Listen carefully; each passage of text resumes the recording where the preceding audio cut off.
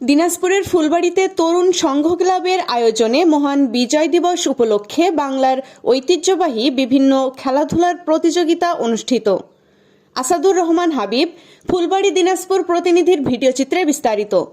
মঙ্গলবার সকাল 10:30টায় ফুলবাড়ি উপজেলার দক্ষিণ বাসুদেবপুর তেলিপাড়া তরুণ সংঘ ক্লাবের উদ্যোগে ফুলবাড়ি উপজেলা যুবদলের সদস্য সচিব মাহবুব আলম মিলন এর পরিচালনায় খেলায় বিভিন্ন শ্রেণী পেশার মানুষের অংশগ্রহণে গ্রাম বাংলার ঐতিহ্যবাহী খেলাসহ তন্ত্রমন্ত্রের পাতা খেলা অনুষ্ঠিত হয়। অনুষ্ঠানে বিশিষ্ট সমাজসেবক রফিকুল ইসলাম মন্টুর সভাপতিত্বে প্রধান অতিথি ছিলেন দিনাজপুর ৫ আসনের বিএনপির মনোনীত প্রার্থী ব্যারিস্টার AKM কামরুজ্জামান, উপজেলা বিএনপির সহসভাপতি আব্দুল মজিদ মণ্ডল, সাবেক উপজেলা ভাইস চেয়ারম্যান নাজমুল হক নাজিম, হামিদপুর উচ্চ বিদ্যালয়ের প্রধান শিক্ষক আব্দুর রউফ, 5 স্টার ক্লাবের সভাপতি মতিউর রহমান মুকুল সহ স্থানীয় গণ্যমান্য ব্যক্তিবর্গরা উপস্থিত ছিলেন।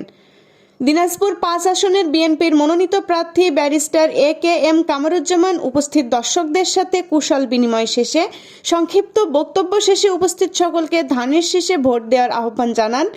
এরপর খেলায় প্রথম, দ্বিতীয় ও তৃতীয় বিজয়ীদের মাঝে পুরস্কার বিতরণ করা হয়। AB news desk report.